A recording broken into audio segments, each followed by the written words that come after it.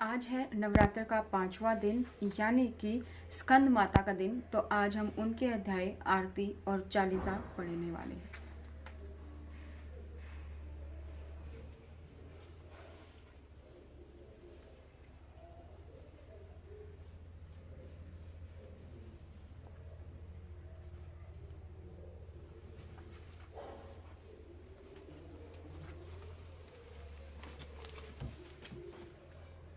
पांचवा दिन स्कंद माता।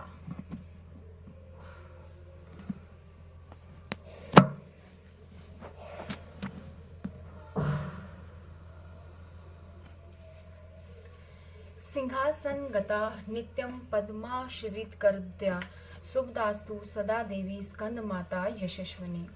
श्री दुर्गा देवी के 5वें स्वरूप को स्कंद माता कहा जाता है, जो भगवान स्कंद कुमार कार्तिक के नाम से भी जाने जाते हैं। इन्हीं भगवान स्कंद अथवा कार्तिकेय की माता होने के कारण माँ दुर्गा के इस 5वें स्वरूप को स्कंद माता के नाम से जाना जाता है। इनकी उपासना नवरात्रि पूजा के 5वें दिन की जाती है। इस दिन साधक का मन विशुद्ध चक्र में स्थित होता है। इनका वर्ण शुभ है। ये कमल के आसन पर विराजमान है, इसलिए इन्हें पद्मासना देवी भी कहा जाता है। इनका वाहन भी सिंह है। नवरात्र पूजा के 5वें दिन का शास्त्रों में पुष्कल महत्व बताया गया है। इस चक्कर में अवस्थित रहने वाले साधक की समस्त ब्रह्म क्रियाओं एवं चित्त वृत्तियों का लोप हो जाता है। 7वां अध्याय, पहले अध्याय हम कर चुके हैं बाकी वीडियोस में हर रोज। तो ये दुर्गा सप्तशती का पाठ है जो नवरात्र के 9 दिनों तक किया जाता है। तो आज हम करने वाले हैं 7वां अध्याय, चंड मुंड का वध। श्री मार्कंडेय जी बोले, तदंतर शुंभ की आज्ञा पाकर वे चंड मुंड आदि दैत्य चतुरंगनी सेना के साथ अस्त्रों शस्त्रों से सुसज्जित होकर चल दिए। फिर गिरिराज हिमालय के स्वर्ण में ऊंचे शिखर पर पहुंचकर उन्होंने सिंह पर बैठी देवी को देखा। वे मन मन मुस्कुरा रही थी। उन्हें देखकर दैत्य लोग तत्परता से पकड़ने का उद्योग करने लगे। किसी ने धनुष तान लिया, किसी ने तलवार संभाली और कुछ लोग देवी के पास आकर खड़े हो गए। तब अंबिका ने उन शत्रुओं के प्रति बड़ा क्रोध किया। उस समय क्रोध के कारण उनका मुख काला पड़ गया, ललाट में बोहें टेढ़ी हो गई और वहां से तुरंत विकराल मुख वाली काली प्रकट हुई, जो तलवार और पाश धारण किए हुए थी। वे विचित्र खटवांग धारण किए और चीते के चरम की साड़ी पहने हुए नरमुंडों की माला से विभूषित थी। उनके शरीर पर मांस जैसे सूख गया था, मात्र हड्डियों का ढांचा था। जीभ लप लपाने के कारण वे और भी डरावनी प्रतीत हो रही थी। उनकी आंखें भीतर की ओर धसी हुई और रक्ताम थी। वे अपनी भयंकर गर्जना से संपूर्ण दिशाओं को गुंजा रही थी। बड़े बड़े दैत्यों का वध करती हुई वे कालिका देवी बड़े वेग से दैत्यों की उस सेना पर टूट पड़ी और सबका भक्षण करने लगी। वे पार्श्व रक्षकों, अंकुशधारी महावतों, योद्धाओं और घंटा सहित कितने ही हाथियों को एक ही हाथ से पकड़कर मुंह में डाल लेती थी। इसी प्रकार घोड़े, रथ, सारथी के सहित रथी सैनिकों को मुंह में डालकर वे बड़े भयानक रूप से उनका चरण कर डालती। किसी के बाल पकड़ लेती, किसी का गला दबा देती, किसी को पैरे से कुचल डालती और किसी को धक्के से गिराकर मार डालती। वे असुरों के छोड़े हुए बड़े बड़े अस्त्र शस्त्र मुंह में पकड़ लेती और रोष में भरकर उनको दांतों में पीस डालती थी। काली ने बलवान और दुरात्मा दैत्यों की वह सारी सेना रोंद डाली, खा डाली और कितने को मार भगाया। कोई तलवार के घाट उतारे गए, कोई खड़वांग से पीटे गए और कितने ही असुर दांतों के अग्रभाग से कुचले जाकर मृत्यु को प्राप्त हुए। इस प्रकार देवी ने असुरों की उस सारी सेना को क्षण भर में मार गिराया। यह देख चंड उन अत्यंत भयानक काली देवी की ओर दौड़ा तथा महादैत्य मुंड ने भी अत्यंत भयंकर बाणों की वर्षा से और हजारों बार चलाए हुए चक्रों से उन भयानक नेत्रों वाली देवी को आच्छादित कर डाला। वे अनेक चक्र देवी के मुख में समाते हुए ऐसे जान पड़े थे मानो सूर्य के बहुतेरे मंडल बादलों के उदर में प्रवेश कर रहे हों। तब भयंकर गर्जना करने वाली काली ने अत्यंत रोष में भरकर विकट अट्टहास किया। उस समय उनके विकराल बदन के भीतर कठिनता से देखे जा सकने वाले दांतों की प्रभा से वे अत्यंत उज्जवल दिखाई देती थी। देवी ने बहुत बड़ी तलवार हाथ में लेकर अहं का उच्चारण करके चंड का धावा किया और उनके बालों से पकड़कर उसी तलवार से उसका सर काट डाला। चंड को मारा गया देखकर मुंड भी देवी की ओर दौड़ा। तब देवी ने रोष में भरकर उसे भी तलवार से घायल करके धरती पर सुला दिया। महापराक्रमी चंड और मुंड को मारा गया देख मरने से बचे हुए बाकी सेना भय से व्याकुल हो चारों ओर भाग गई। तदनंतर काली ने चंड और मुंड का मस्तक हाथ में ले चंडिका के पास प्रचंड अट्टहास करते हुए कहा, देवी, मैंने चंड और मुंड नामक दो महापशुओं को तुम्हें भेंट किया है। अब युद्ध यज्ञ में तुम शुंभ और निशुंभ का स्वयं ही वध करना। ऋषि बोले, वहां लाए हुए उन चंड मुंड नामक महादैत्यों को देख कल्याणमयी चंडी ने काली से मधुरिम वाणी से कहा, देवी, तुम चंड और मुंड को लेकर मेरे पास आई हो, इसलिए संसार में चामुंडा के नाम से तुम्हें ख्याति होगी। 8वां अध्याय, रक्त बीज वध। श्री मार्कंडे जी बोले, चंड और मुंड नामक दैत्यों के मारे जाने तथा बहुत सी सेना का संहार हो जाने पर दैत्यों के राजा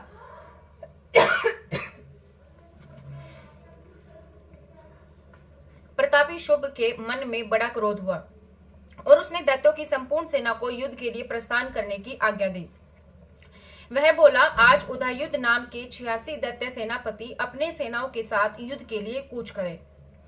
कंबू नाम वाले दैत्यों के 84 सेना नायक अपने बलाबल के साथ यात्रा करें। 50 कोटि वीर्य कुल के और 100 धर्म कुल के असुर सेनापति मेरी आज्ञा से सेना सहित कूच करें। कालक, दोहद्र, मौर्य और काल के असुर भी युद्ध करने के लिए तैयार होकर मेरी आज्ञा से तुरंत प्रस्थान करें। भयानक शासन करने वाले असुर राजशुंभ इस प्रकार आज्ञा देकर सहस्त्रों बड़ी बड़ी सेनाओं के साथ युद्ध करने के लिए चला। उनकी अत्यंत भयंकर सेना आती देख चंडिका ने अपने धनुष की टंकार से पृथ्वी और आकाश के बीच का भाग गुजा दिया। राजन, तब देवी के सिंह ने भी बड़े जोर जोर से दहाड़ना आरंभ किया। फिर अंबिका ने अपने घंटे के शब्द से उस ध्वनि को और भी बढ़ा दिया। धनुष की टंकार, सिंह की दहाड़ और घंटे की ध्वनि से संपूर्ण दिशाएं गूंज उठी। उस भयंकर शब्द से काली ने अपने विकराल मुख को और भी बढ़ा लिया। इस प्रकार वे विजयी हुई।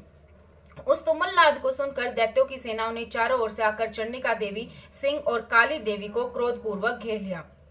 राजन, इसी बीच में असुरों के विनाश और देवताओं के अभ्युदय के लिए ब्रह्मा, शिव, कार्तिकेय, विष्णु तथा इंद्र आदि देवों की शक्तियां जो अनंत पराक्रम और बल से संपन्न थी, उनके शरीर से निकलकर उन्हीं के रूप में चंडिका देवी के पास आई। जिस देवता का जैसा रूप, वैसी वेशभूषा और जैसा वाहन है, ठीक वैसे ही वाहनों से संपन्न हो उनकी शक्तियां असुरों से युद्ध करने के लिए आई। सबसे पहले हंस युक्त विमान पर बैठी हुई अक्षय सूत्र और कमंडलों से सुशोभित ब्रह्मा जी की शक्ति उपस्थित हुई, जिन्हें ब्राह्मणी कहते हैं। महादेव जी की शक्ति वृषभ पर आरूढ़ हो, हाथों में श्रेष्ठ त्रिशूल धारण किए, महानाग का कंकण पहने, मस्तक में चंद्र रेखा से विभूषित होकर वहां पर आई। कार्तिकेय जी की शक्तियां जगदम्बिका उन्हीं का रूप धारण करने के लिए श्रेष्ठ मयूर पर आरूढ़ होकर हाथ में शक्ति लिए दैत्यों से युद्ध करने के लिए आई। इसी प्रकार भगवान विष्णु की शक्ति गरुड़ पर विराजमान हो शंख, चक्र, गदा, सारंग और खड्ग हाथ में लिए वहां आई। अनुपम यज्ञवाहरा का रूप धारण करने वाले श्री हरि की जो शक्ति है, वह भी वाराह शरीर धारण करके वहां उपस्थित हुई। नरसिंह की शक्ति भी नरसिंह के समान शरीर धारण करके वहां आई। उनकी गर्दन के बालों के झटके से आकाश के तारे बिखरे जा रहे थे। इसी प्रकार इंद्र की शक्ति वज्र हाथ में लिए गजराज एरावत पर बैठकर आई। उनको भी सहस्त्र नेत्र थे। इंद्र का जैसा रूप है वैसा ही उनका भी था। तदनंतर उन देव शक्तियों से घिरे हुए महादेव जी ने चंडिका से कहा, मेरी प्रसन्नता के लिए तुम शीघ्र ही इन असुरों का संहार करो। तब देवी के शरीर से अत्यंत भयानक और परम उग्र चंडिका शक्ति प्रकट हुई, जो सैकड़ों गिदड़ियों की भांति आवाज करने लगी और उन अपराजिता देवी ने धूमिल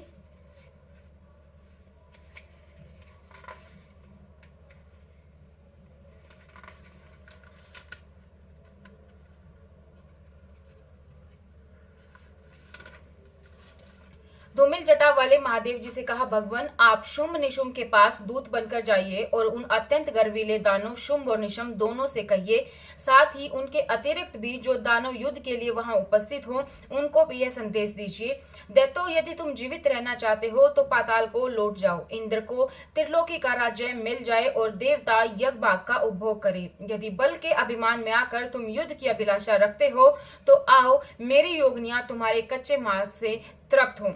चूंकि उन देवी ने भगवान शिव को दूत के कार्य में नियुक्त किया था, इसलिए वह शिव दूती के नाम से संसार में प्रसिद्ध। नखों से विदिन करके खाती और सिंहनाद से दिशाओं एवं आकाश को गूंजती हुई युद्ध क्षेत्र में विचरने लगी।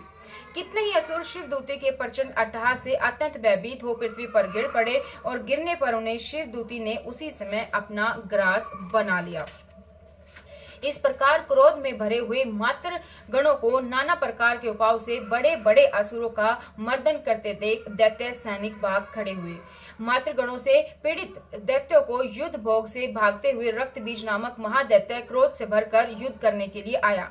उसके शरीर से जब रक्त की बूंद पृथ्वी पर गिरती तब उसी के समान शक्तिशाली एक दूसरा महादैत्य पृथ्वी पर उत्पन्न हो जाता। महाअसुर रक्त बीज हाथ में गदा लेकर इंद्र शक्ति के साथ युद्ध करने लगा। तब इंद्र ने अपने वज्र से रक्त बीज को मारा। वज्र से घायल होने पर उसके शरीर से बहुत सारा रक्त टपकने लगा। उसके शरीर से रक्त की जितने बूंदी गिरी उतने ही राक्षस उत्पन्न हो गए। वे सब रक्त बीज के समान ही वीर्यवान, बलवान और पराक्रमी थे।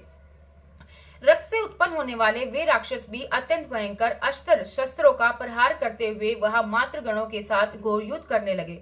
पुनः वज्र के प्रहार से जब रक्त बीज का मस्तक घायल हुआ तब रक्त बहने लगा और उससे हजारों राक्षस उत्पन्न हो गए। वैष्णवी ने युद्ध में रक्त बीज का चक्कर का प्रहार किया और इंद्री ने उस दैत्य सेनापति को गदा से चोट पहुंचाई। वैष्णवी के चक्कर से घायल होने पर उसके शरीर से जो रक्त बहा उससे उसी के बराबर आकार वाले सहस्त्रों महादैत्य प्रकट हुए। उनके द्वारा संपूर्ण जगत भर गया।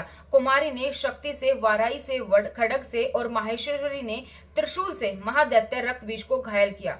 क्रोध से भरे हुए उस महादैत्य रक्त बीज ने भी गदा से सभी मात्र शक्तियों को अलग अलग प्रहार किए। शक्ति और शूल आदि से अनेक बार घायल हो जाने पर उनके शरीर से रक्त की धारा पृथ्वी पर गिरी। उससे भी निश्चय ही सैकड़ों असुर उत्पन्न हुए। इस प्रकार उस महादैत्य के रक्त से प्रकट हुए असुरों द्वारा सारा संसार व्याप्त हो गया। इससे उन देवताओं को बड़ा भय हुआ और देवताओं को खिन देख चंडिका ने काली से शीघ्रता पूर्वक कहा, चामुंडे, तुम अपना मुंह और भी अधिक फैलाओ तथा मेरे शस्त्राघात से गिरने वाले रक्त बिंदुओं को और उनसे उत्पन्न होने वाले महादैत्यों को तुम अपने इस उतावले मुख में खा जाओ। इस प्रकार रक्त से उत्पन्न होने वाले महादैत्यों का भक्षण करती हुई तुम रण में विचरती हो। ऐसा करने से उस दैत्य का सारा रक्त क्षीण हो जाने पर वह स्वयं ही नष्ट हो जाएगा। उन भयंकर दैत्यों को जब तुम खा जाओगी तब दूसरे नए दैत्य उत्पन्न नहीं हो सकेंगे। काली से यह कहकर चंडिका देवी ने शूल से रक्त बीज पर प्रहार किया। तब काली ने अपने मुख में उसका रक्त ले लिया और रक्त बीज ने वहां चंडिका पर गदा से प्रहार किया, किंतु उस गदा प्रहार से देवी को तनिक भी वेदना नहीं पहुंची। तत्पश्चात रक्त बीज के घायल शरीर से बहुत सारा रक्त गिरा। क्यों जो ही वह गिरा त्यों ही चामुंडा ने उसे अपने मुख में ले लिया। रक्त गिरने से काली के मुख में जो महादैत्य प्रसन्न हुए उन्हें भी वह चट कर गई। उनके रक्त बीज का रक्त भी पी लिया। तत्पश्चात देवी ने रक्त बीज को उस जिनका रक्त चामुंडा ने पी लिया था वज्र, बाण, खड्ग आदि से मार डाला। राजन, इस प्रकार शस्त्रों के समुदाय से आहत एवं रक्तहीन हुआ महादैत्य रक्त बीज पर गिर पड़ा। इनके देवताओं को अनुपम हर्ष की प्राप्ति हुई और मातृगण उन असुरों के रक्तपान से मत्तत होकर नृत्य करने लगे। श्री विंध्येश्वरी स्तोत्र।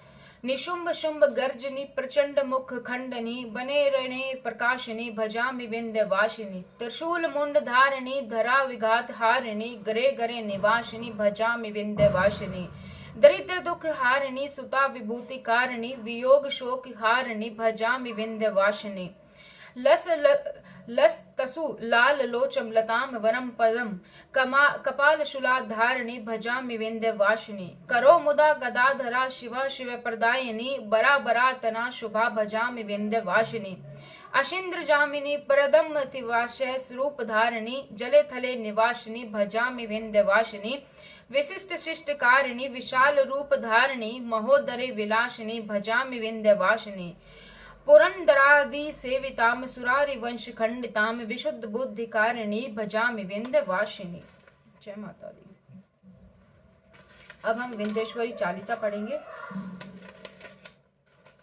नमो नमो विंध्येश्वरी, नमो नमो जगदम्ब, संत जनों के काज में करती नहीं विलंब। जय जय जय विंध्याचल रानी, आदि शक्ति जग विदित भवानी। सिंह वाहिनी जय जग माता, जय जय त्रिभुवन सुखदाता। कष्ट निवारणी जय जग देवी, जय जय संत असुर सुर सेवी। महिमा अमित अपार तुम्हारी, शेष सहस मुख वर्णत हारी। दीनन के दुख हरत भवानी, नहीं देखो तुम समको उदानी। सब कर मनसा पूर्वत माता, महिमा अमित जगत विख्याता। जो जन ध्यान तुम्हारे लावे, सो तुरत ही वांछित फल पावे। तू ही वैष्णवी तू ही रुद्राणी, तू ही शारदा अरु ब्राह्मणी। रमा राधिका श्यामा काली, तुम ही मातु संतन प्रतिपाली। उमा माधवी चंडी ज्वाला, वेगी में ही पर हो दयाला। तू ही हिंगलाज महारानी, तू ही शीतला अरु विज्ञानी। दुर्गा दुर्ग विनाशिनी माता, तुम ही लक्ष्मी जग सुखदाता। तू ही जानवी अरु इंद्राणी, हेमावती अम्बे निर्वाणी। अष्टभुजी वारहिनी देवी, करत विष्णु शिव शंकर जाकर सेवी। 64 देवी कल्याणी, गौरी मंगला सब गुण खानी। पाटन मुंबा दंत कुमारी, भद्रकाली सुन विजय हमारी। वच धारणी शोक विनाशिनी, आयु रक्षिणी विंध्यवासिनी। जया और विजया बैताली, मातु संकट अरु विकराली। नाम अनंत तुम्हारे भवानी, वर्ण किमी मानुष अज्ञानी। जा पर कृपया मातु तब होई, तो वह करे चहे मन जोई। कृपया करहु मोह पर महारानी, सिद्धि करे अम्बे बमनानी। जो नर धरे मातु कर ध्याना, ताकर सदा होए कल्याणा।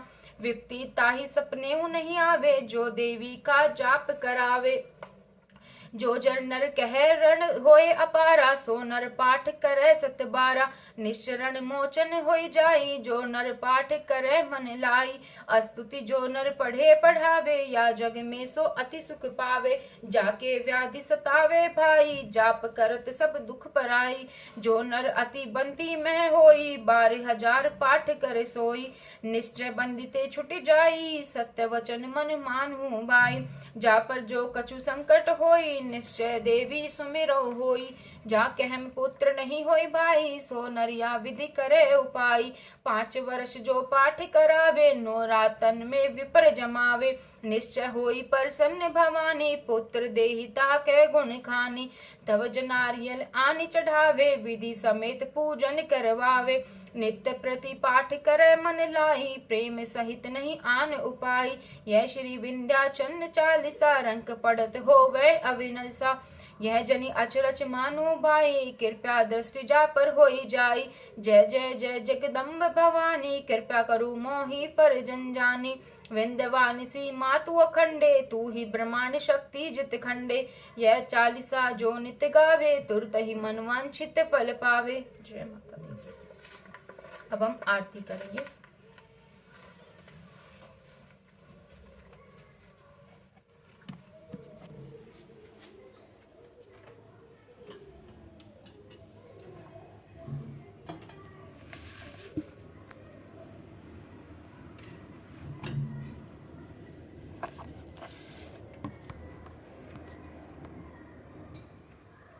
अम्बे तू है जगदम्बे, काली जय दुर्गे खप्पर वाली।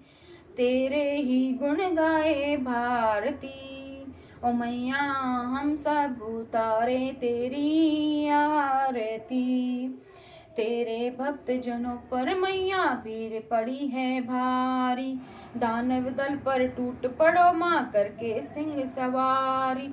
तेरे भक्त जनों पर मैया भीड़ पड़ी है भारी। दानव दल पर टूट पड़ो माँ करके सिंह सवारी। 100 सिंहों से बलशाली, अष्टभुजाओं वाली।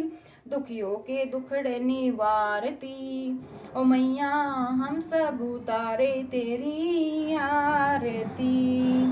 माँ बेटे का है इस जग में बड़ा ही निर्मल नाता। पूत कपूत सुने हैं पर ना माता सुनी कुमाता। माँ बेटे का है इस जग में बड़ा ही निर्मल नाता। पूत कपूत सुने हैं पर ना माता सुनी कुमाता। सब पे करुण बरसाने वाली, अमृत बरसाने वाली, दुखियों के दुख को निवारती। ओ मैया हम सब उतारे तेरी आरती। नहीं मांगते धन और दौलत, ना चांदी ना सोना, हम तो मांगे माँ तेरे मन में एक छोटा सा कोना। नहीं मांगते धन और दौलत, ना चांदी ना सोना, हम तो मांगे माँ तेरे मन में एक छोटा सा कोना। सबकी बिगड़ी बनाने वाली, लाज बचाने वाली, सतियों के सत्य को तू सवारती। ओ मैया हम सब उतारे तेरी आरती। अम्बे तू है जगदम्बे काली, जय दुर्गे खप्पर वाली, तेरे ही गुण गाए भारती। ओ मैया हम सब उतारे तेरी आरती।